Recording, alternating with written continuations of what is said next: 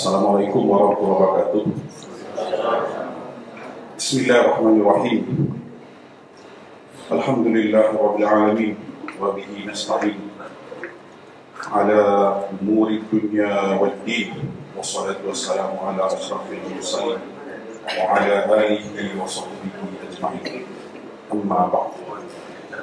Pertama sekali kita panjatkan syukuran kepada Allah SWT kerana melimpah kurnianya dan dengan izin dan bertitik hati kita untuk berkumpul pada hari ini untuk bersama-sama dengan dua orang panel yang hebat dengan tajuk forum Rumahku Syurgaku.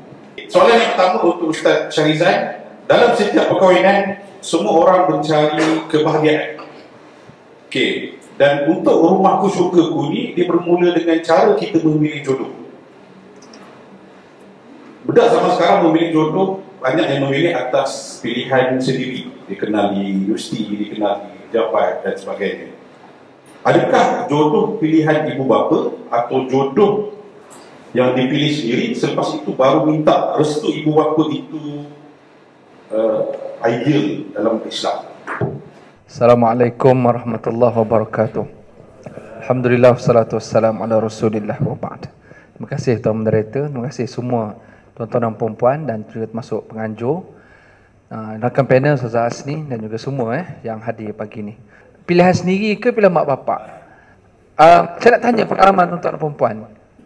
Majoritinya pilihan mak bapak ke, pilihan sendiri ke, atau kena paksa? Atau mangsa keadaan? Kebanyakannya. Adakah zaman sekarang je pilihan sendiri, ataupun zaman dulu lagi pun dah pilihan sendiri? Ke zaman dulu je mak ayah tentukan jodoh? Dulu ya ke betul? Cuba call mak bapak sekarang, cuba tanya. Tak ada dah meninggal kan? Dah ramai dah meninggal. Orang katalah dalam kajian pun mengatakan bahawa zaman sekarang jodoh ditentukan oleh diri sendiri. Dia adalah pilihan sendiri, tetapi boleh diminta peranan mak ayah untuk merestui jodoh tersebut. Senang ceritanya tuan-tuan, kes ini dia tertakluk kepada individu tu sendiri. Kalau anak dia memang jenis tak boleh survive, anak dia jenis introvert, dalam bahasa ni lah hebatnya, kalau bahasa kampungnya tembel, jadi anaknya jenis slow, apa-apa keputusan pun tak reti, mak bapak confirm akan tentukan. Kan macam mana? Nak anak tentukan? Memang tidak lah. Kan? Orang pun tak nak, dan kadang-kadang mak ayah yang akan carikan jodoh anak itu. Jadi soalan itu dia lebih kepada menjurus kepada individu tu sendiri. Kalau dia seorang yang independen, seorang yang boleh buat keputusan sendiri, seorang yang memang daripada zaman belajar lagi, dialah bukan sekadar belajar, malah kadang-kadang dia juga yang support family, mak ayahnya juga sebagainya, maka semestinya kadang-kadang jodoh datang pada dia, tapi semestinya dia akan minta nasihat mak ayah. Dan saya rasa pada zaman sekarang ni pun, kalau kita kembali kepada zaman Rasulullah sallallahu alaihi wasallam, kebanyakan jodoh itu ada ketikanya ditentukan oleh mak ayah. Contoh zaman Sayyidina Umar pun sama. Zaman Rasulullah sendiri, mak ayah yang memberi cadangan, tetapi tetap pilihan berada pada tangan anak tu sendiri. Apatah lagi kalau tiba pula satu zaman sekarang, mak ayah tak bagi cadangan, anak yang mencadangkan pada mak ayah. Bukannya memaksa mak ayah untuk menerima impian dan harapan dia. Jadi kalau tanya kepada saya lah secara jujur tuan-tuan dan puan-puan, dan saya yakin tuan-tuan pun pilihan sendiri kebanyakannya, tetapi macam mana pun untuk mendapat jodoh yang baik, mesti mendapat restu daripada mak ayah. Sebab kita ni kalau kahwin, bukan kerana kita nak bercinta dengan pasangan kita sahaja, mak ayah tetap akan ada. Dan kalau saya tengok dalam kes-kes yang berlaku dalam rumah tangga pun, kadang-kadang sebab faktor mak ayah masuk campur dalam rumah tangga. Jadi kalau mak ayah daripada awal tak restu kita, masalah besar. Saya bertuah sebab mertua saya ataupun mak ayah saya atau mertua saya orang baik-baik. Jadi tak adalah saya kena kacau sangat dalam rumah tangga. Walaupun kadang-kadang yalah kita pun bukanlah betul sangat dalam rumah tangga. Kan kita bukan nabi. Jadi mungkin ada perkara yang mungkin mak ayah tak apa setuju, tapi oleh kerana peringkat awal perkahwinan lagi penting mendapat restu mak ayah, restu mertua, maka saya rasa itulah yang bantu rumah tangga kita. Sebab macam mana pun diorang juga yang akan tolong kita. Jadi kalaulah kita kembali kepada Rasulullah sallallahu alaihi wasallam dan juga ayat Al-Quran, memang kita akan tengok bahawa faktor perkahwinan ini memang nak bahagia kan? Memang nak bahagia. Tapi bahagia itu datang daripada diri kita, dan bahagia itu boleh datang juga daripada mak ayah kita. Ridallah fi ridal walidain wa sakhatallah fi sakhatil walidain. Keredaan Allah terletak pada keredaan mak ayah, kemurkaan Allah boleh terletak pada kemurkaan mak ayah. Okey, dan hadis Nabi SAW, Nabi kata tunkahul mar'ah li arba'in, limaliha wali jamaliha wali hasabiha wali diniha fazfar bidzatid din taribat siadak. Kahwinilah seorang wanita, itu termasuk juga lelaki kepada 4 keadaan, 4 perkara, sama ada hartanya, kecantikannya, keturunannya dan juga agamanya. Maka pilihlah yang beragama, kamu akan beruntung. Nak menunjukkan bahawa keturunan antara salah satu faktor, harta, kecantikan itu juga salah satu daripada faktor kekeluargaan dan juga kebahagiaan. Jadi kalau mak ayah berhak untuk nak tengok kesesuaian menantu ataupun siapa jodoh anak kita, maka dia ada sebab-sebab tertentu yang mak ayah boleh tentukan. Tambah pula kalau kita fikir dari sudut logik, mak ayah ni dia kan lebih berusia dan dia juga ada pengalaman dalam perkahwinan. Jadi kalau anak dia baru kahwin, tambah pula kalau dia ramai anak, dia tahu kes anak pertama, kedua, ketiga, kita anak yang terakhir contoh. Lagilah dia boleh dengan pengalaman dia mengurus banyak menantu, dan dia boleh tengok konsekuensi, kesan-kesan yang ada hasil perkahwinan, termasuklah perkahwinan dia sendiri, mungkin adik-beradik dia, mungkin generasi sebelum dia. Maka dengan nasihat dia dan restu daripada dia itu sangat penting untuk kita ambil kira, walaupun kita dah ada pilihan sendiri. Jadi sebab itu kadang-kadang orang kata jangan bercinta bagai nak rak dulu. Kalau ada kecenderungan dan refer kepada mak ayah, dan lepas tu kita tengok. Kalau mak ayah okey, dan baru kita boleh nak proceed. Sebab kalau kita dah bercinta sungguh-sungguh, baru nak minta restu dengan mak ayah, takut dia tak kedaikan mak ayah tak bersetuju pun masalah juga. Okey, jadi saya rasa untuk round yang pertama ini, saya nak tutup dengan satu hadis Nabi SAW. Penting juga hadis ni, hadis daripada Abu Hurairah, riwayat Bukhari Muslim. Nabi kata apa? La tunkahul ayyam hatta tasta'maru, wa la tunkihul bikru hatta tasta'zina. Apa kata Nabi? Jangan, janda tidak boleh dinikahi melainkan kamu kena minta pendapatnya. Orang yang pernah berkahwin, tiba-tiba dia bercerai, tiba-tiba mak ayah nak kahwinkan dia, jangan. Sebab orang dah ada pengalaman. Jadi dia punya decision tu lebih hebat. Jadi minta pendapat dia. Kalau boleh biar dia tentukan. Ini bagi janda. Adapun bagi anak dara kata Nabi, dan jangan kamu kahwini anak gadis, anak dara hingga diminta izinnya. So walaupun kita mak ayah mungkin ada rasional kita nak tentukan jodoh anak kita, tapi di masa sama tetap kita kena tanya anak kita sendiri tentang keredaannya, tentang keinginannya dan sebagainya. Sebab tu dalam kes pertunangan pun, jangan mak ayah boleh tengok saja orang tu terus dia decide, tak boleh. Dia kena tanya juga kepada anak. Sebab anak itulah yang akan merasai sebenar perkahwinan itu, walaupun ada restu dan juga nasihat daripada mak ayah. Okey, so kalau kembali kepada soalan, jawapannya semestinya pilihan sendirilah. Tetapi kena memohon restu dan juga bantuan daripada mak ayah untuk memberi nasihat, sebab pandangan mereka lebih luas dan juga lebih jauh. Wallahu a'lam. Okay, terima kasih Ustaz atas jawapan untuk soalan pertama itu. Ramai ini yang anak muda remaja dah masuk universiti, dah kerja jadi boleh jadikan panduan untuk macam mana nanti ada majlis untuk anak sendiri. Okey, soalan untuk Ustazah pula. Zaman sekarang dunia keras, so perlu ada suami dan isteri mencari rezeki. Zaman dulu mungkin suami bekerja, isteri boleh jadi suri rumah. Dan bila dua-dua mencari rezeki, biasanya kita jalan mudah adalah makan di luar, ataupun kalau ada duit lebih, gajikan pembantu rumah. So suami tak berkesempatan nak rasa air tangan isteri. Bermaksud yang air tangan kedai tom yam, air tangan bibi kan. Jadi sebab air tangan isteri itu ada keberkatan yang boleh sampai ke dalam hati suami. Ini Ustazah boleh jawab soalan. Bismillahirrahmanirrahim. Assalamualaikum warahmatullahi wabarakatuh.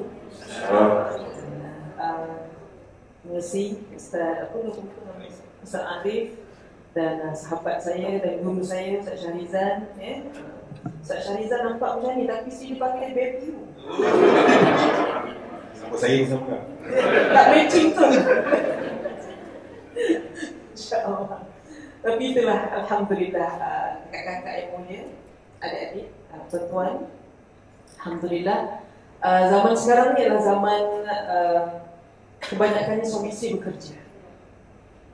Walaupun ikut hukum, kalaulah seorang ibu tu, isteri tu, tiba-tiba dia cakap tak nak kerja lagi, ada rumah. Kalau isteri cakap macam tu, so tak apa. Tapi kalau suami yang cakap, awak tak nak kerja lagi, awak je kerja, awak ada rumah je, mana jaga anak. Dosa. Berdosa kerana maruah seorang suami adalah pada pencarian nafkahnya. Maruah. Kembali kepada ibu-ibu sekalian. Dalam kedudukan, dalam penerimaan uruf negara kita. Uruf ni artinya negara kita accept untuk terima perempuan pergi bekerja, untuk membantu suami mencari rezeki. Kalau di Yaman, tak boleh. Masih lagi macam ikut asal. Di Yaman semua nak keluar paling tidak, kalau tak suami, anak lelaki mesti kena teman. Itu di Yaman. Tapi alhamdulillah, uruf di Malaysia ni boleh terima. Pergi kerja, ada elok suami hantar, tak pun masing-masing tidak kerja sendiri. Dia terima di sini. Namun alhamdulillah, kebanyakan setakat ni lah, amin, ibu-ibu, isteri-isteri di Malaysia ni masih tahu letak dirinya. Nak letak diri itu kat mana? Dia masih faham lagi, harapnya, alhamdulillah. Dan sebab itu kita masih terus perlu mencari ilmu supaya kita faham nak letak diri kita ni kat mana. Nak letak diri kita ni kat mana? Faham. Walaupun bekerja, mungkin kadang-kadang perempuan tu dapat tempat jawatan yang bagus, tapi dia tahu, balik rumah, dia bukan bos lagi dah. Balik rumah, dia bukan sahaja boleh bagi order dah. Balik rumah, dia kena pakai baju kelawar dia tu. So dia faham lah, aku macam mana pun aku balik rumah ni, aku adalah seorang isteri. So walau macam mana pun perempuan tu, walau bagaimanapun letak kedudukan dia, tapi dia masih membesarkan sifat keibuan dan keistrian. Kan? Jadi ni tanya tentang air tangan jadi Masya Allah, ibu yang mulia, sebenarnya masak ke tak masak, sempat ke tak sempat, ataupun dalam bahasa Perancisnya sompek ke tak sompek, sebenarnya atas kita je. Macam mana kita menguruskan masa. Sebenarnya masa ada yang lebih itu malas je. Sebab boleh kan, grab je lah, sebab boleh.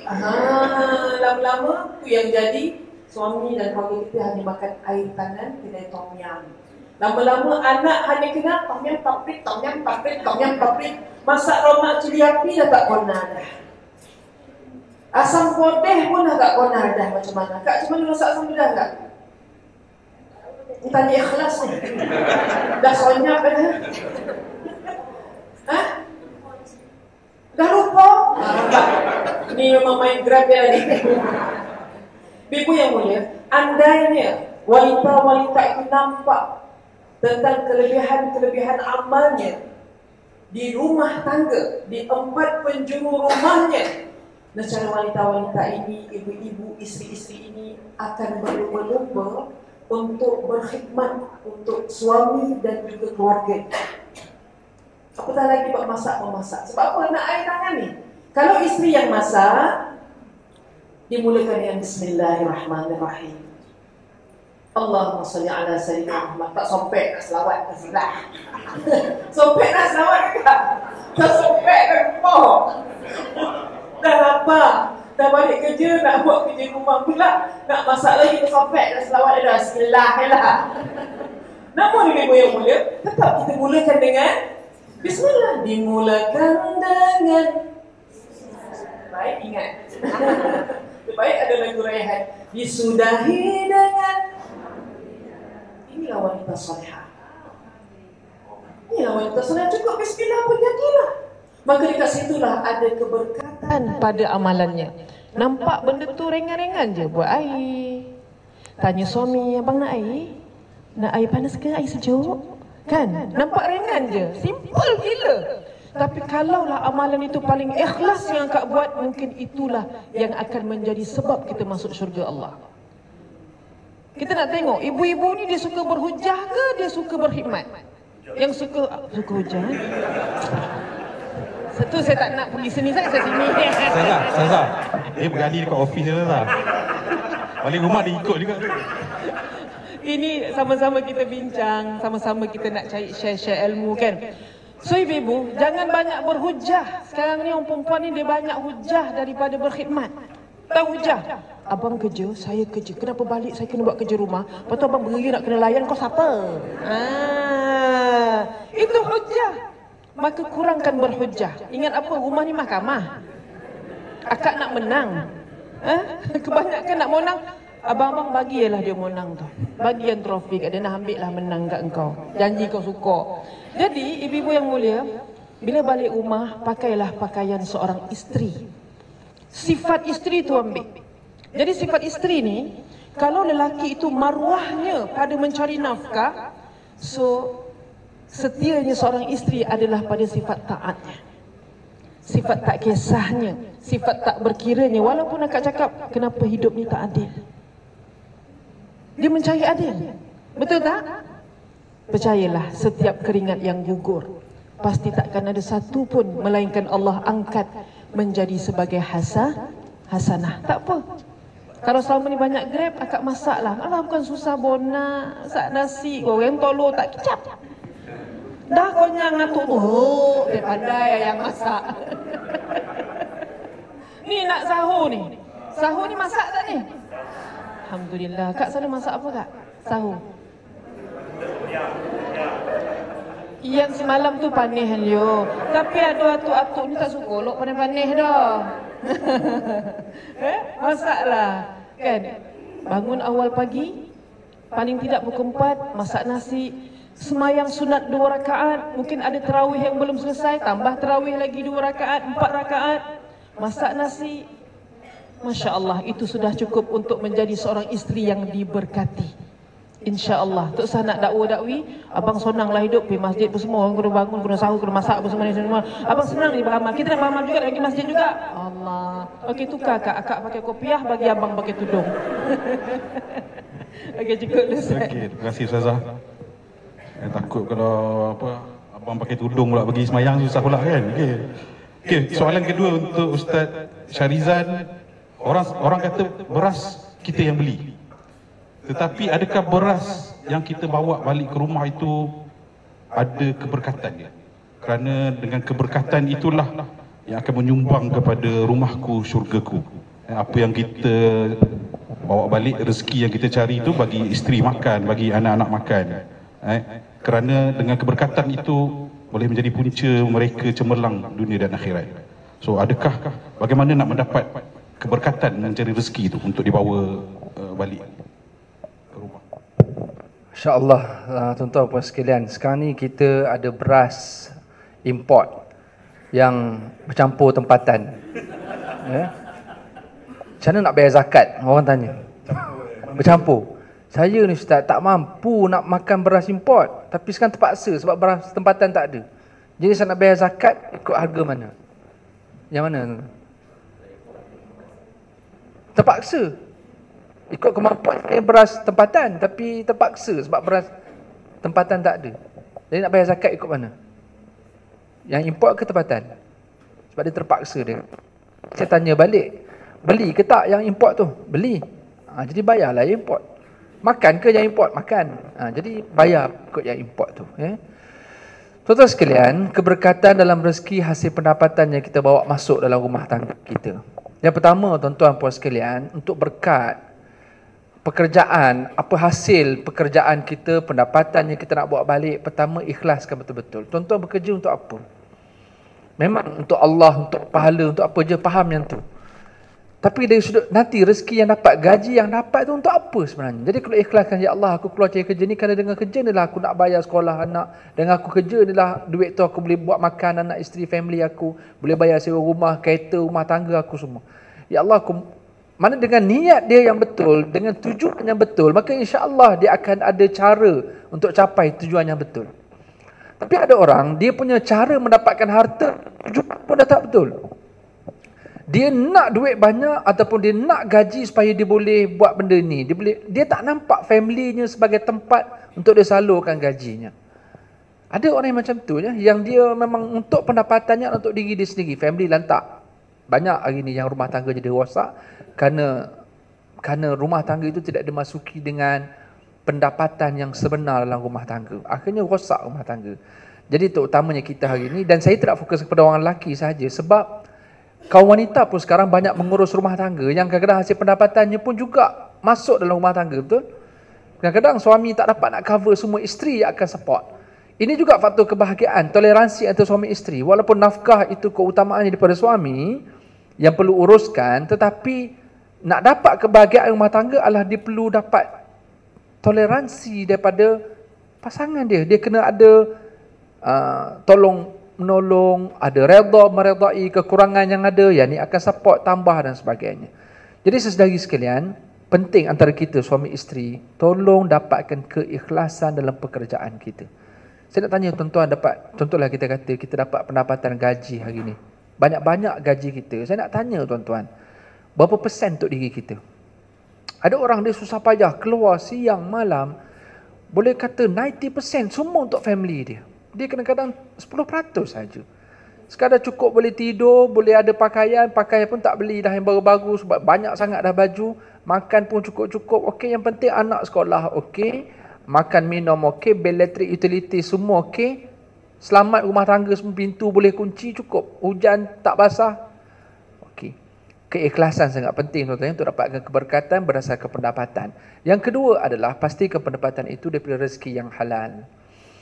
Jadi ya, bila soalan menjurus kepada beras yang kita bawa balik atau makanan yang kita bawa balik dalam rumah, kalaulah pendapatan kita daripada sumber yang haram, maka kata Nabi SAW, kullu lahmin nabata min haram fannaru aula bih. Setiap daging ataupun kehidupan yang dipenuhkan dengan sumber yang haram, maka nerakalah tempat yang selayak untuknya. Jadi sesedari semua, kita tak akan dapat keberkatan, kebahagiaan dalam rumah tangga kalau sumber pendapatannya haram. Tuan-tuan tengok Tok Bomoh Tok Bomoh yang kerja tilik-tilik ni, yang rumah ada kepala tengkorak semua tu. Cuba tengok, ada tak anak Tok Bomoh kerja TMB? Ataupun jadi engineer ke, jadi doktor ke, jadi ustazah yang mendapat anugerah Nona macam Ustazah Asni, superwoman, ada. Kebanyakannya anaknya main pasir dekat bawah, anaknya jadi bomoh juga sudahnya, ataupun lintang pukang tak tahu ke mana hala tuju. Sebab apa? Keberkatan rezeki itu tidak masuk dalam rumah tangga. Sebab kehidupan penuh dengan syirik, penuh dengan perkara khurafat, perkara yang diharamkan oleh Allah pula, maka rezeki itu tidak baik. Perompak-perompak hebat macam mana pun, tengok keturunan dia jadi apa. Dia akan jadi kumpulan mafia juga dan seumpamanya. Jadi kita yang mengutamakan sumber rezeki yang halal, kalau kita nak anak kita dengan duit yang kita masukkan untuk yuran anak dan sebagainya, kalau rezeki itu problem, mungkin anak kita boleh berjaya dari sudut keduniaan. Tapi kadang-kadang dia tidak beradab dan derhaka pula dengan mak ayah. Ini cabaran kita pada hari ini. Kadang-kadang kita takut bagaimana kita hari ini cukup ambil berat pasal anak sekolah dan sebagainya, tapi kadang-kadang kita mak ayah tidak beradab dengan guru-guru dekat sekolah.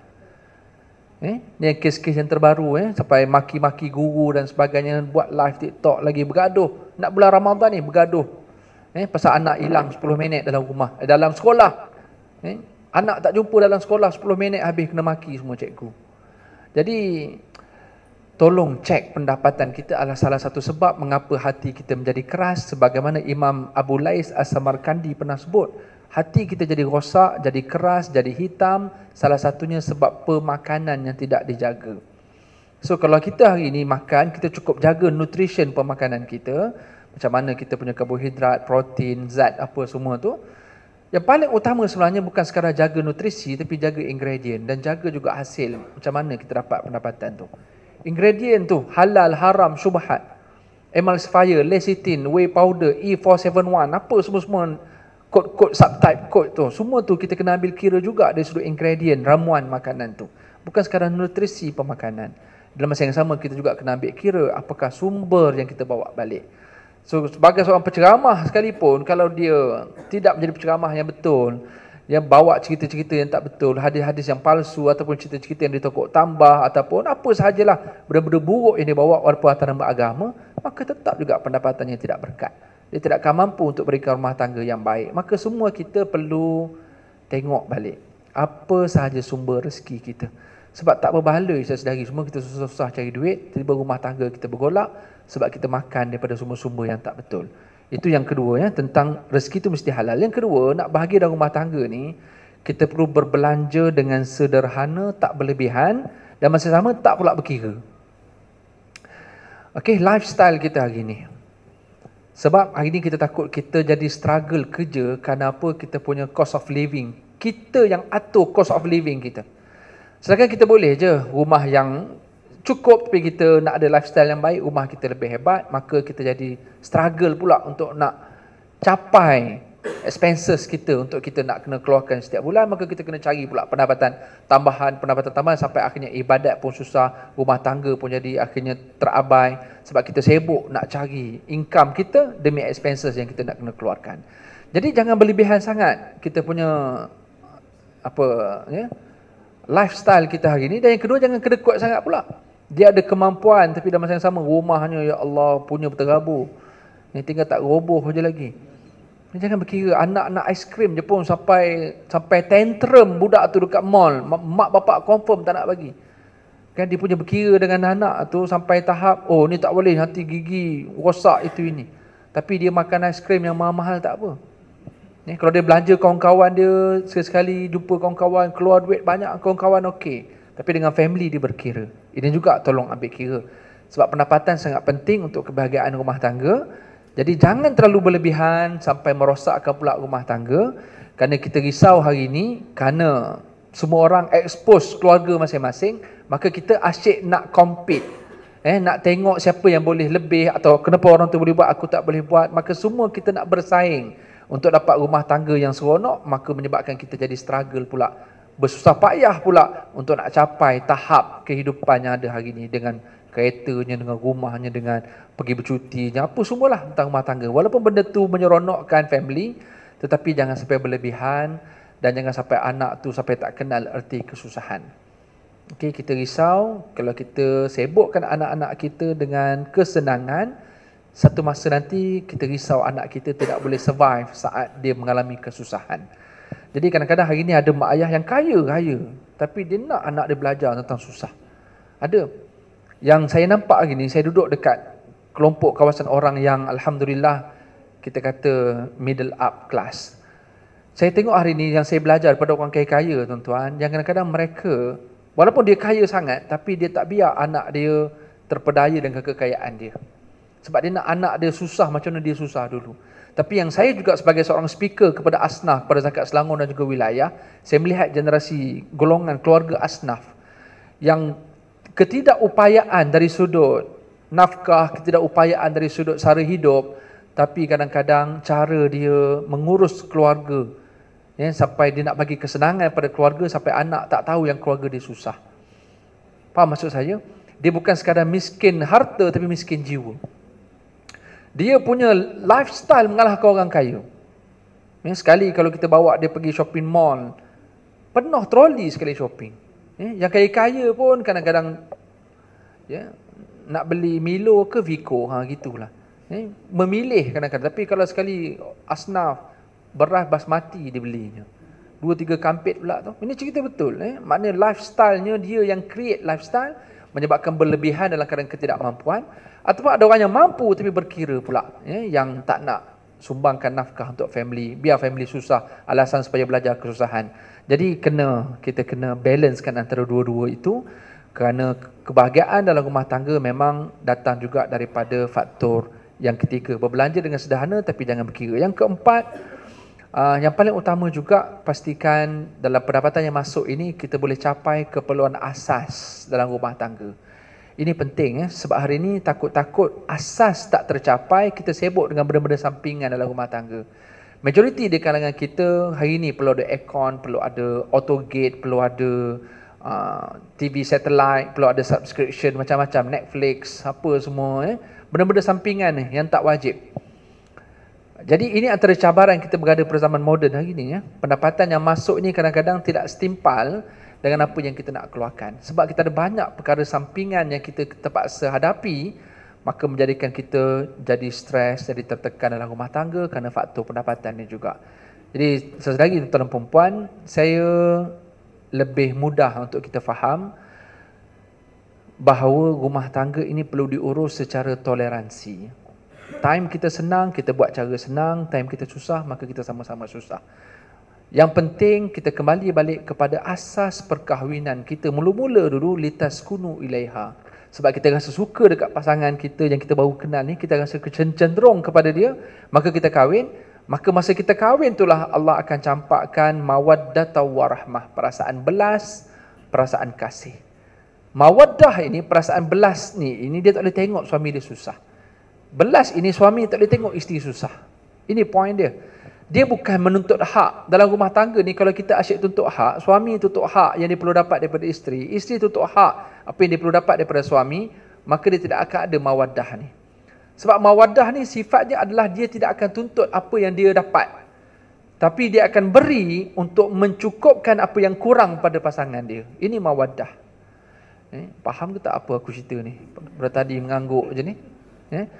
Tuan-tuan sekalian, kita senang ke kita susah ke tu subjektif. Berapa ramai orang yang susah tapi dia bahagia? Berapa ramai orang yang senang dalam rumah tangga, beras bawa masuk berkilo-kilo tapi hidupnya penuh sengsara. Jadi soalnya dia bukan pada kaya miskin, soalnya adalah sejauh mana toleransi dan juga perasaan belas kasihan dalam rumah tangga itu berlaku. Sebab ini rumah tangga dia tak ada belas kasihan, dia tak ada. Ramai orang yang dia boleh, utama kawan-kawan, dia boleh tidak berkira dengan orang lain, tapi dalam rumah tangga dia berkira. Isteri, dia rasakan dia tidak perlu untuk keluarkan gajinya kerana suaminya yang merupakan ketua keluarga, tanggungjawab dia. Maka macam mana pun dia akan pertahankan, duit dia tak akan bagi untuk kita. Jadi ini satu kesilapan yang kita jangan anggap sedekah kita kepada pasangan, sedekah kita kepada tanggungan, sedekah kita kepada keluarga itu lebih utama berbanding apa yang kita keluarkan sedekah ataupun pemberian pada tempat-tempat yang lain. Yang jadi sesedari sekalian, tentang soalan pendapatan ini sangat penting ya. Kita semua ada gaji, kita semua ada pendapatan, dan seandainya berlaku pergolakan dalam rumah tangga kita, di samping faktor-faktor tekanan, faktor-faktor luaran, cuba kaitkan salah satu faktor. Kenapa rumah tanggaku masalah? Cuba try renungkan sekejap, cuba cari adakah salah satunya adalah disebabkan pendapatan yang masuk dalam rumah tangga kita, ataupun kedai mana yang kita pergi makan, siapa yang serve makan kita, kedai viral yang ada halal haramnya macam mana. Kaitkan faktor pemakanan salah satu sebab kita bahagia atau tidak. Wallahu a'lam. Okey, terima kasih Ustaz atas jawapan yang lengkap dan padat itu. Okey, soalan seterusnya untuk Ustazah Asni. Dalam hidup berumah tangga ni, orang kata rumahku syurgaku, ada kalanya tak seperti filem Hindustan. Tak seperti filem Korea. Nampak ataupun di media sosial yang kita tengok bahagia selalu. Ada masa kita akan bergaduh, ada masa kita akan berselisih pendapat. Jadi mungkin Ustazah boleh kongsi apakah faktor yang boleh memberikan kekuatan antara hubungan suami dan isteri itu. Adakah dengan kita jaga makan minum dia, adakah dengan nafkah zahir dan batinnya, tanggungjawab atau perhatian yang diberikan antara satu sama lain. Bismillah. Tuan-tuan, perempuan yang dirahmati Allah, faktor-faktor yang menyumbang untuk membina rumah tangga ni, artinya membina. Bila sebut bina tu, ada tiang, ada batu, ada simen, lagi ada apa lagi? Ada atap, ada shilling, nak cantik buat ID, kan?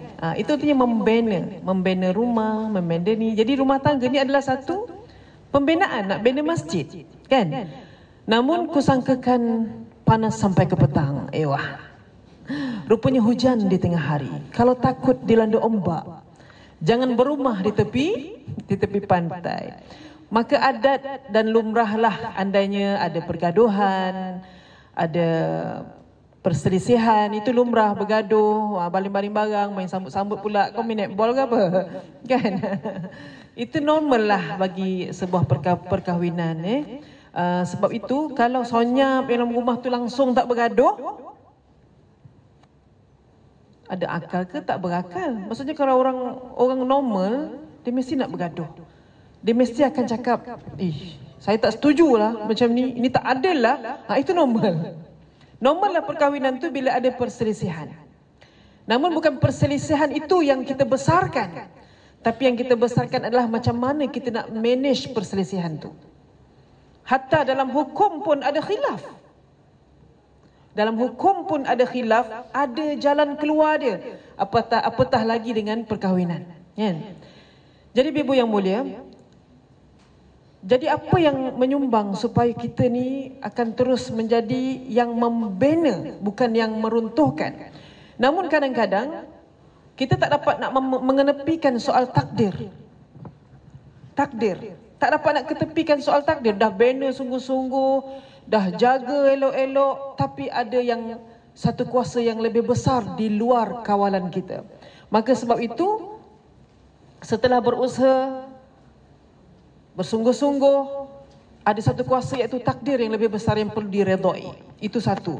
Maka sebab itu suami isteri, nombor satu, masing-masing kena faham, kena ada ilmu. Kena ada ilmu. Contoh, macam Ustaz Syahrizan cakap tadi, seorang suami, kan, tugasnya adalah untuk menafkahi. Dan seorang isteri, dinafkahi, jangan tukar pula. Isteri, awak buat apa sekarang ni? Saya ketua rumah tangga, isteri cakap. Saya menafkahi sekarang ni. Ini dah tak betul dah tu. Tapi tidak salah kalau isteri itu berganding bahu, toleransi dalam membantu suami. Dan suami pula, bila dia faham hukum, dia akan cakap terima kasih pada isteri dia. Awak, sebenarnya bukan tugas awak ni. Tapi awak tolong keluarga kita, awak tolong abang bayar tu, bayar ni. Tak apa, biar abang beli beras, awak bayar rumah, okey? Abang beli sayur, awak bayar kereta. Barulah toleransi. Abah kau.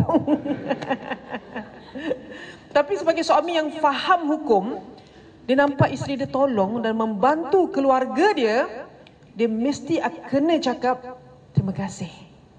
Semoga apa yang awak keluarkan Allah balas kebaikan awak dekat dunia awak dapat, kat syurga pun awak dapat. Akak dapat terima kasih tak? Alafian. Dan seorang isteri pula perlu juga menghargai suami dia. Suami balik bawa lauk, you say thank you. Abang terima kasih tau. Love you abang. Sebab penghargaan itu perlu di luar. So kadang-kadang ada suami cakap, saya memang tak tunjuk sayang saya.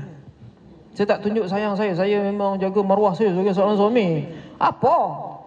Rasulullah tu sentiasa tunjuk kasih dia kepada isteri dia. Kan? Jadi kalau ibu-ibu semua, kalau suami balik bawa lauk tu, appreciate. Terima kasih ya. Bang buat balik apa ni? Sardin je. Sardin pun sedap. Masak lomak cili api kat letak kontang. Buat podeh sikit, tambah asam sikit. Kan? Terima kasih abang. Lepas tu isteri masak. Suami cakap apa?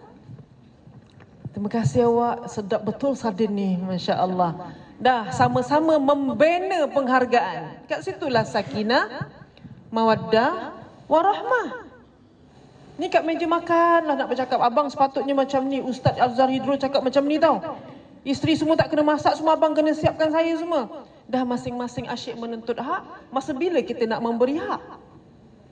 Jadi insya-Allah ibu-ibu yang mulia, kan? Jadi faktor yang kita nak jaga sama-sama untuk membina rumah tangga ni tolak ansur lah.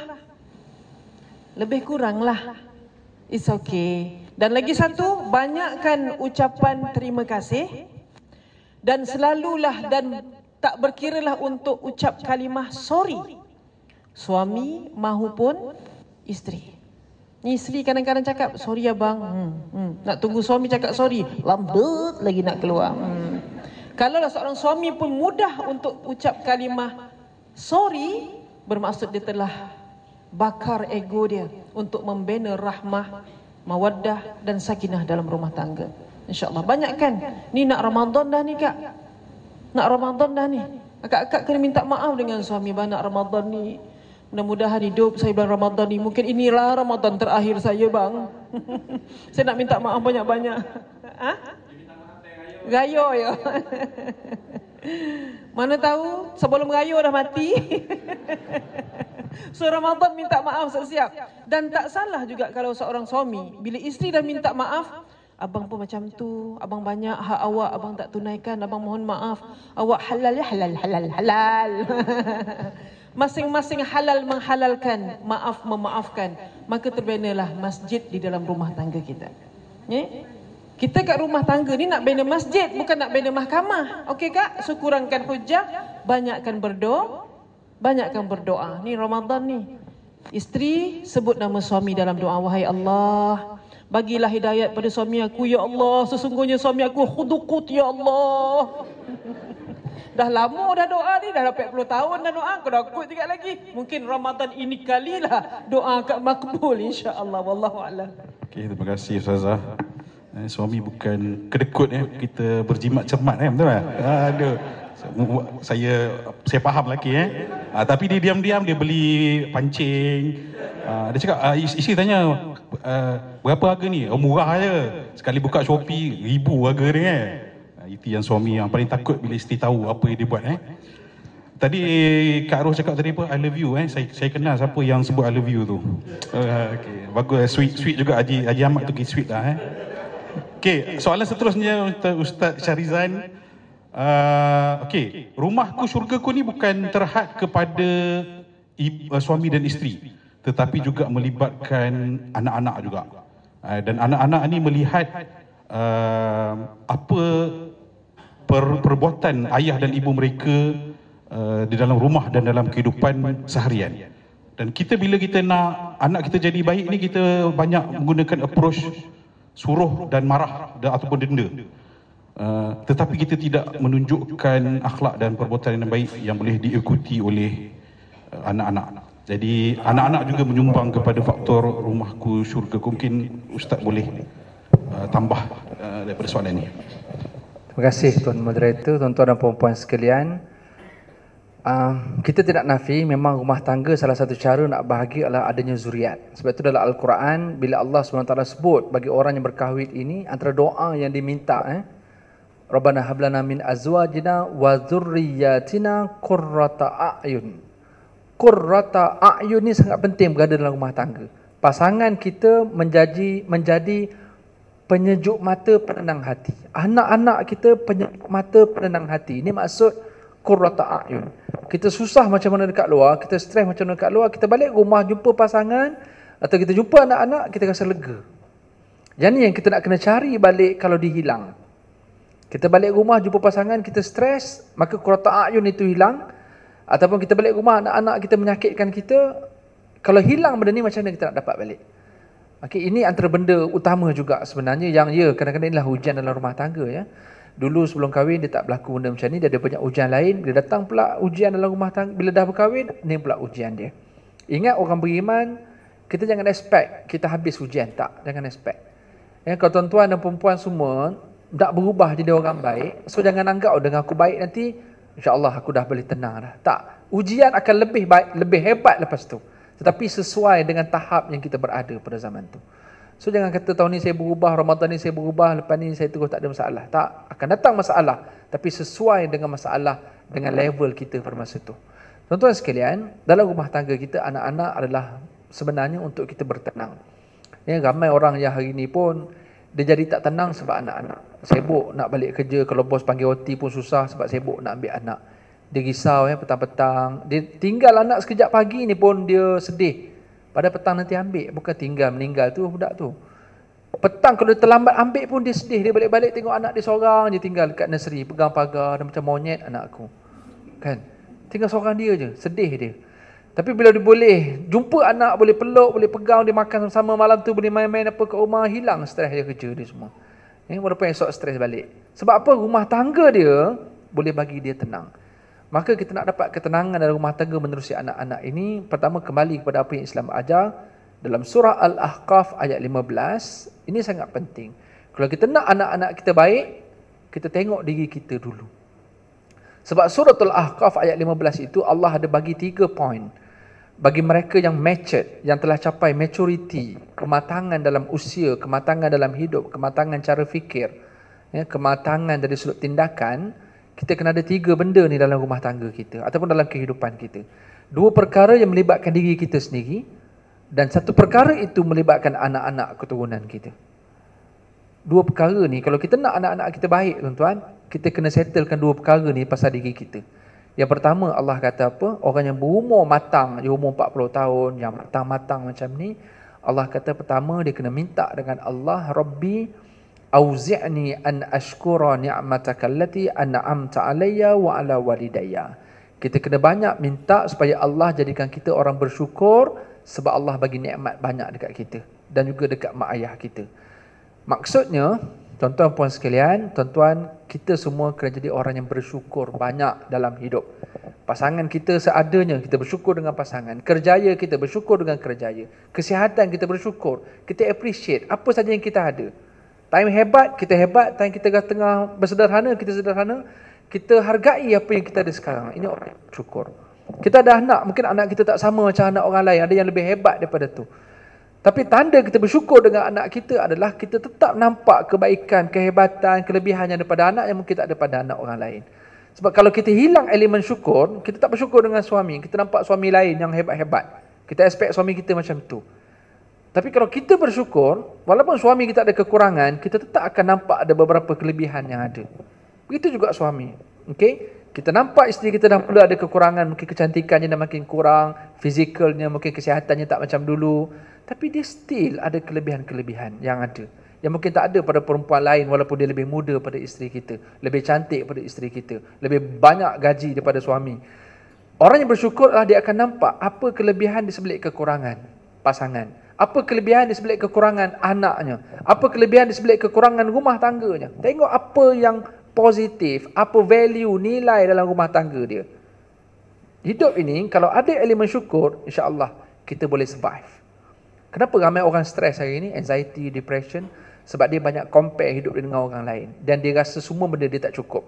Semua orang dapat, dia tak dapat. Sebab dia tak nampak value diri dia. Jadi syukur ni antara elemen yang banyak hilang dalam hidup. So siapa yang nak survive sekarang, tolong terapkan elemen syukur banyak dalam diri.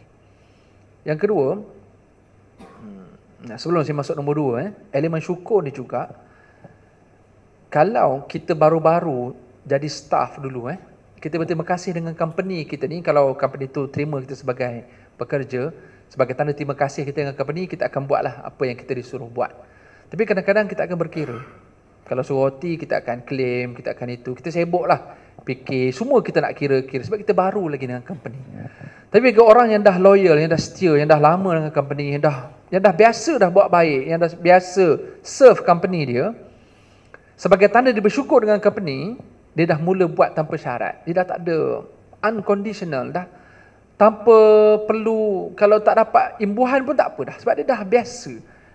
Jadi kita kalau bersyukur dengan pasangan kita, kita dah, kesalahan-kesalahan dia pun kita dah tak mula terasa. Mula-mula kahwin kan senang terasa. Lama-lama macam mana pun, kita tahu dia ada kebaikan, walaupun dia ada kelemahan, kita dah start menerima dia.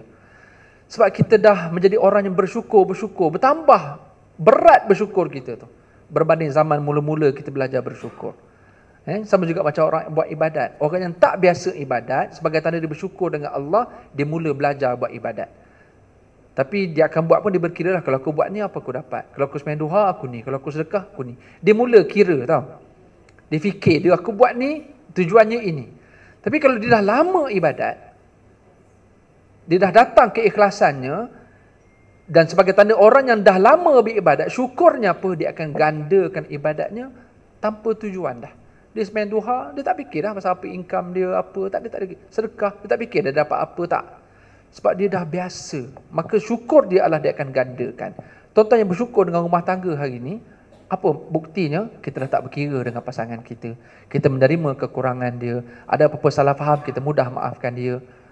Kalau dia tak berterima kasih pun, memang kita dianjurkan untuk terima kasih. Tapi kalau tak terima kasih pun, kita taklah terasa sangat.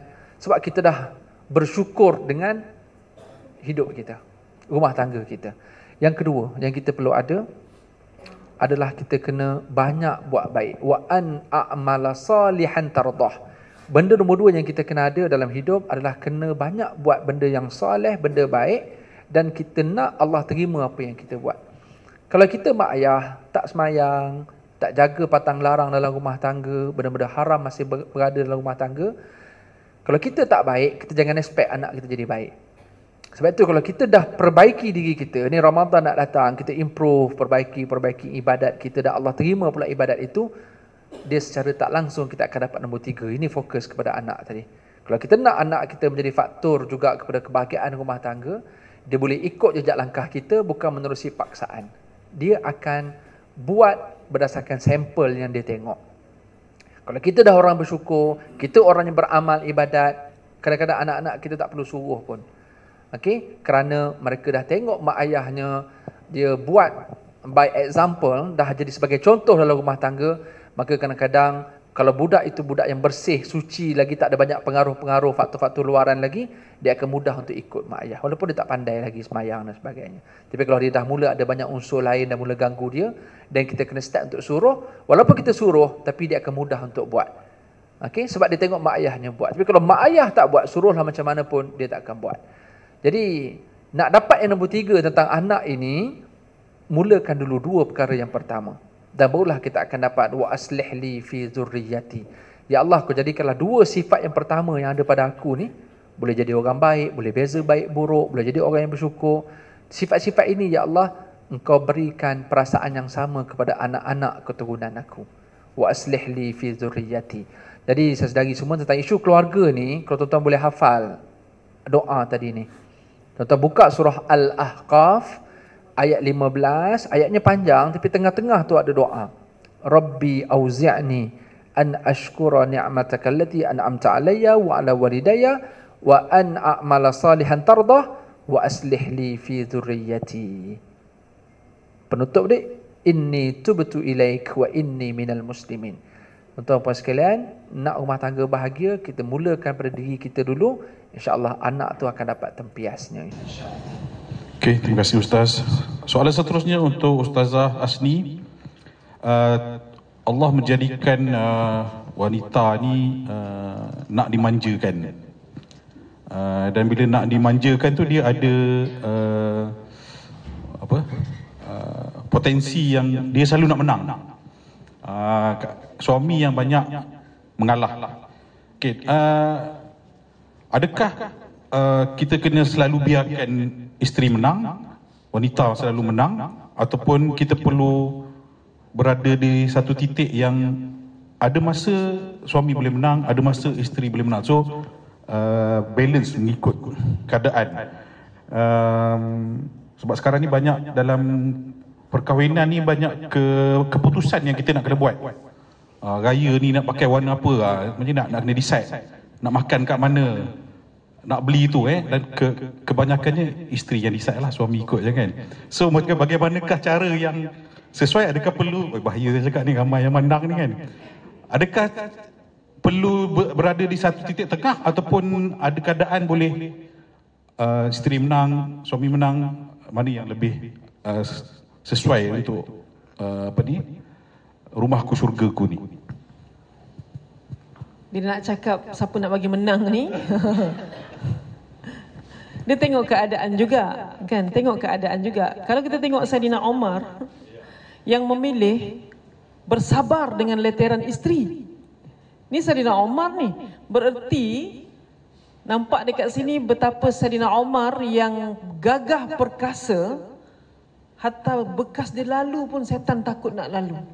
Jangan lalu sini, Umar dah lalu sini, takut. Itu Umar, syaitan takut kan dia.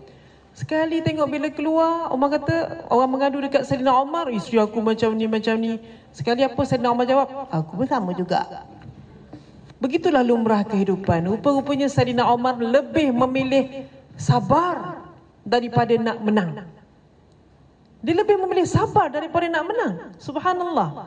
Dia kata, macam mana kau boleh sabar dengan isteri kau macam orang Johor pula Dia cakap apa?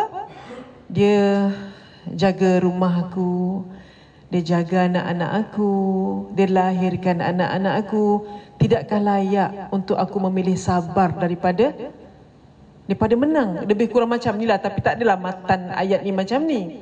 Jadi subhanallah, nampaklah kita sebenarnya kena tolak ansur. Yang akak-akak pula bila dah dengar Omar macam ni, jangan buat lesen pula. Abang dengar sini, Omar tu. Dan ibu-ibu juga, janganlah mengambil kesempatan di atas kebaikan suami. Dan nampak suami dia boleh mengalah, apa lagi kita pijak pula. Janganlah mengambil kesempatan. Akak agak-agak tengok macam mana. Kalau suami akak baik, lebih lagi lah akak perlu memuliakan dia. Dan ujian seorang perempuan ialah untuk merajakan suaminya walaupun suami dia bukan raja. Suami akak raja Brunei tidak, raja Selangor tidak, tapi akak berjaya menjadikan dia raja. Maka itu adalah satu kemuliaan. Dan suami pula, isteri bukan anak raja, tapi dia berjaya memputerikan isterinya. Itu cabaran suami. Kau siapa nak aku layan macam tu? Kau isteri je pun.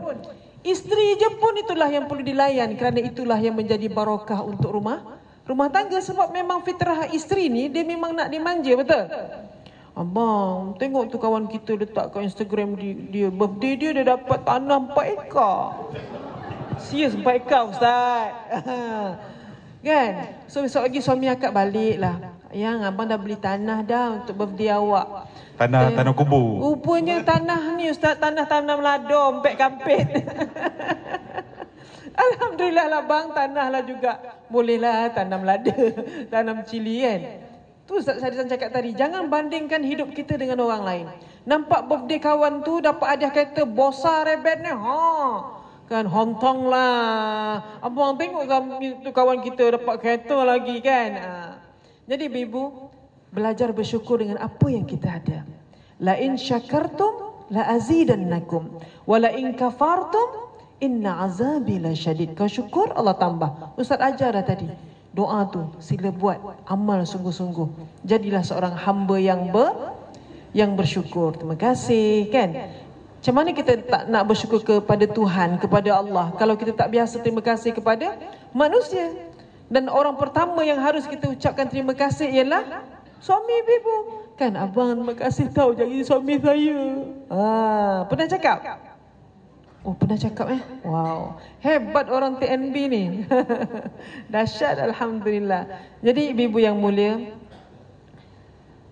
mudah-mudahan ni Ramadan ni, mungkin inilah caranya untuk kita menjadi insan yang lebih baik kali ni. Kan sampai suami akak cakap, kenapa suami isteri aku lain betul sekarang ni. Baik betul, maksudnya sebelum ni tak baik tak adalah, baik betul. Lain ke isteri kau pergi umrah? Biasa kan orang balik umrah berubah, balik haji berubah. Tak ada pula. Cuba kau tanya dia, kenapa dia baik sangat? Cakap pun baik, tak marah-marah, tak macam isteri Saidina Omar tadi kan. Rupa-rupanya kata, sayang kenapa awak berubah? Ramadan tahun 2025 benar-benar membakar dosa kita. Betul-betul bakar ego kita sebagai seorang isteri. Dah tak kira nak menang je lah. Kan? Saidina Omar bini pun meletih. Tak apa, teruskan bercakap. Dapat anugerah superwoman untuk bercakap tak pernah berhenti. Kan? Tak nak dah anugerah-anugerah macam tu. Kita tukar anugerah tu. Anugerah kali ni kita nak isteri yang paling banyak doa untuk suaminya. Ada orang tanya, Ustazah suami tak semayang, Ustazah suami ni. Apa kita nak jawab? Langitkanlah doa. Kalau suami tak semayang, itu dosa dia dengan dosa dia dengan Tuhan. Tugas ibu-ibu doa. Selagi suami ibu-ibu semua tidak menzalimi ibu-ibu sekalian, tak pukul, tak bantai, nafkah pun ada walaupun ada namanya tanya, okeylah. Alhamdulillah lah tu. Alhamdulillah, syukur. Raikan. Dan ingat, cabaran seorang isteri adalah merajakan suaminya walaupun suaminya bukan raja. Kenapa dia mampu buat macam itu? Sebab dia faham syurga dia kepada redha suami dia. Bismillah, insya-Allah. Okey, terima kasih Ustazah. Dan kita sudah sampai di penghujung forum kita. Mungkin kita boleh tutup dengan rumusan daripada Ustaz dan Ustazah. Mungkin Ustaz, saya mulakan dengan Ustaz dulu, boleh kongsikan 3 tips mengikut sunnah Rasulullah SAW, bagaimana untuk menjadikan rumah kita rumahku syurgaku bukan rumahku nerakaku. Dalam hadis Nabi SAW, Nabi mengatakan khairukum li ahli wa ana khairun li ahli. Kama qala Rasulullah, sebaik-baik kamu adalah yang paling baik pada keluarganya, pasangan ataupun anaknya, dan akulah, iaitu Rasulullah, orang yang paling baik pada keluargaku. Jadi tuan-tuan sekalian, 3 perkara yang utama yang kalau boleh kita nak highlight untuk tahun ini, yang kita sama-sama nak perbaiki rumah tangga kita. Yang pertama, kita tingkatkan hubungan kita dengan Allah dulu. Untuk rumah tangga ni, walaupun hubungan dengan manusia, isteri, anak, mertua dan sebagainya, dengan Allah dulu. Sebab Allah yang akan campakkan perasaan pada semua manusia-manusia yang ada ni. Perbaiki hubungan dengan Allah dulu. Yang jarang-jarang solat dalam rumah, sesekali walaupun rajin pergi masjid, sesekali berjemaah di rumah. Walaupun lelaki utamanya jemaah di masjid, boleh juga kalau nak buat jemaah di rumah. Okey. Solat biar sama-sama. Mustahil lah kita tak jumpa ya, yang suami jadi imam, isteri belakang makmum dengan anak-anak, lepas semayang diwirid doa, cium tangan, salam, peluk-peluk semua. Lepas tu pergi mahkamah minta cerai. Ada. Lepas habis salam buka telekon minta cerai. Ada. Jadi kena tengok betulkan balik hubungan kita dalam rumah tangga je, Quran ya. Hubungan dengan Allah ni letak dalam rumah tangga tu juga. Itu nombor 1. Nombor 2, dalam rumah tangga tipsnya, yang apa yang saya cakap ni adalah kita kena buat, saya kena buat. Adalah penting adalah hormat. Suami hormat isteri, isteri hormat suami. Hormat ni macam-macam jenis lah ya. Sama ada mungkin dengan perkataan ya. Ada orang panggil suami, panggil isteri dengan nama. Saya sangat tidak bersetuju. Kalau ni peribadi saya lah, saya kurang suka kalau isteri saya suami saya tak. Saya kurang. Kalau saya lebih suka kalau dia sebut nama saya atau apa-apalah panggilan-panggilan yang boleh menunjukkan penghormatannya. Kadang-kadang dipanggil apa suami dia apa benda-benda yang tidak dihormati lah, senang ceritanya ya. Hormat ini, suami ni, tak tahu orang lelaki macam mana Orang lelaki ni kadang-kadang dia tak perlu pun rasa dicintai, tapi perlu rasa dihormati. Dalam rumah tangga ada benda yang dia tak suka, jadi kalau kita tunaikan apa yang dia tak suka tu, kita jangan buat, itu dia rasa dia dihormati. Okey, dia tak suka rumah bersepah, suami balik rumah. Sebab ada suami yang dia tak fikir pasal makan. Dia tak apa kalau isteri tanya, abang ini, dia jenis orang yang tak concern, tak ambil berat pasal makan. Tapi dia ambil berat pasal kebersihan. Jadi kalau dia balik rumah sepah, dia rasa dia tidak dihormati, maka dia akan jadi tak seronok dalam rumah tangganya. Biar dapur tak berusik, tak apa, sebab kalau dia tahu kalau isteri dia sibuk berusik, sepah dia stres. Tak apalah, tak apa, tak makan tak apa. Grab pun tak apa. Walaupun soalan pertama kita air tangan isteri kan. Tapi ada yang suami dia tahu isterinya kalau air tangan memang jahanam. Baik aku food panda. Kan? Dengan tu rasa pun jahanam, dapur pun jahanam, lebih baik. Dia tak boleh tengok, dia tak boleh tengok rumah sepah, dia tak boleh hilang mood sebab rasa tak sedap. Maka dia sanggup sacrifice air tangan isteri tu, tak apalah air tangan bangla pun.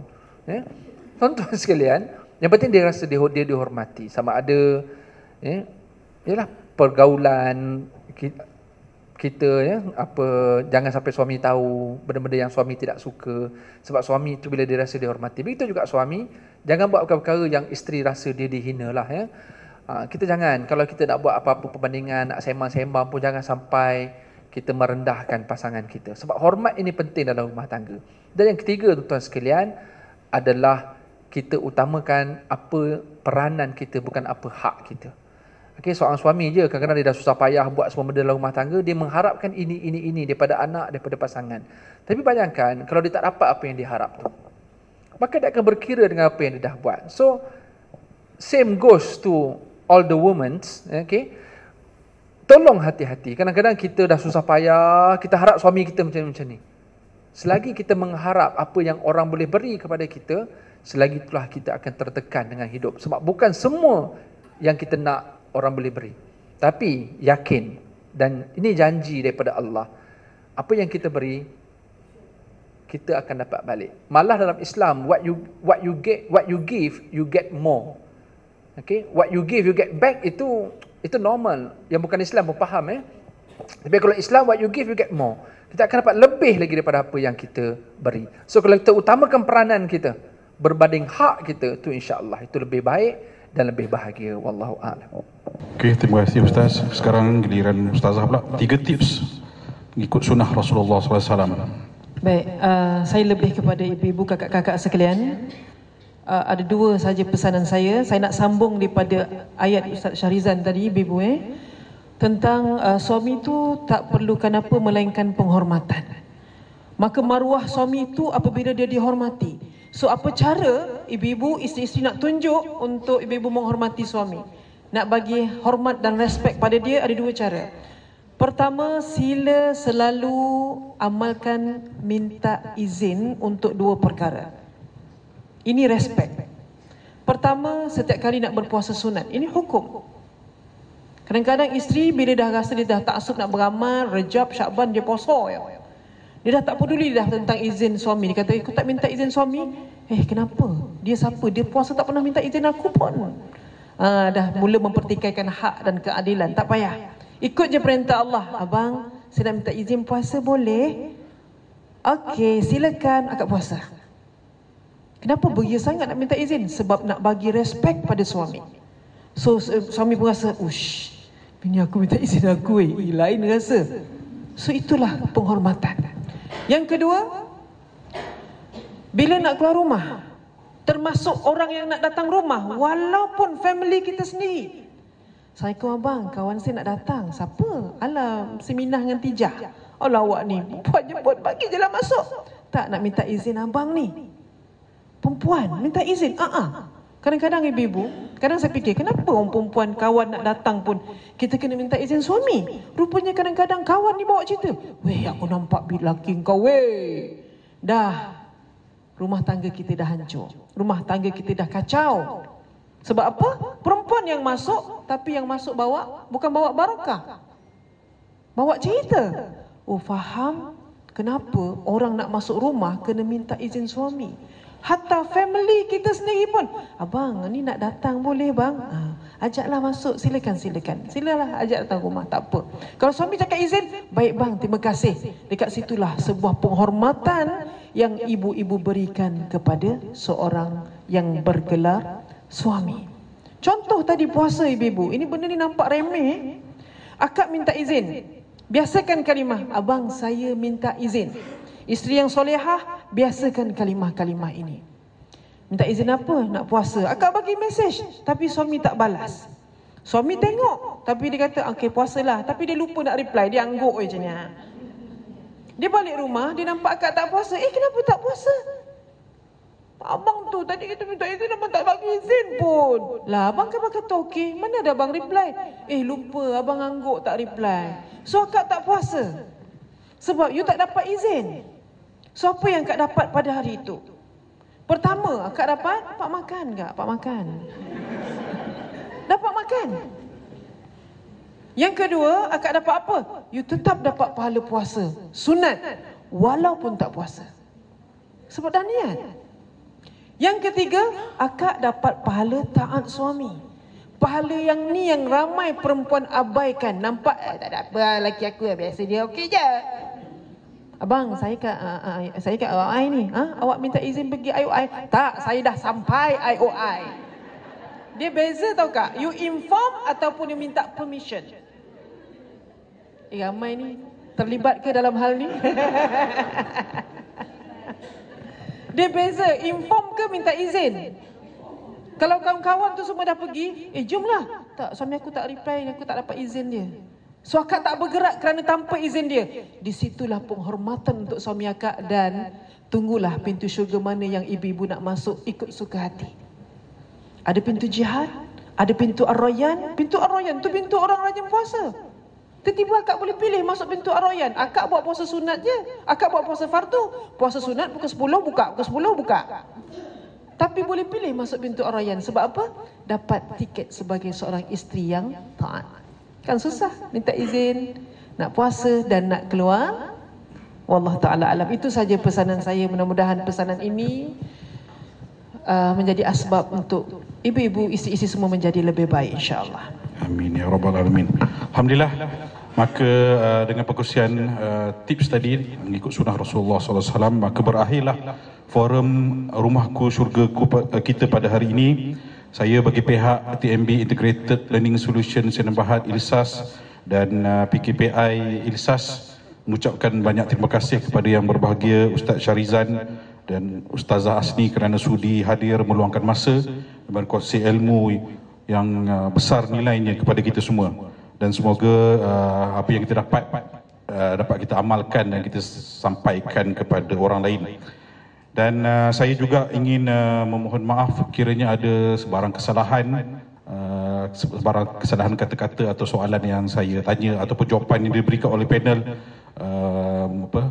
terguris hati orang yang mendengarnya, kerana niat kita hanyalah untuk menyebarkan ilmu dan kebaikan. Dan juga saya mengambil kesempatan ini untuk mengucapkan salam Ramadan Al-Mubarak kepada semua. Moga bulan Ramadan pada kali ini macam Ustazah Asni cakap tadi, menjadi Ramadan yang terbaik, yang kita keluar daripadanya, amalan kita bertambah baik, kita menjadi orang yang lebih baik dan dosa-dosa kita diampunkan insya-Allah. Dan kita tutup forum ini dengan tasbih kafarah dan surah Al-Asr. Terima kasih. Wassalamualaikum warahmatullahi wabarakatuh.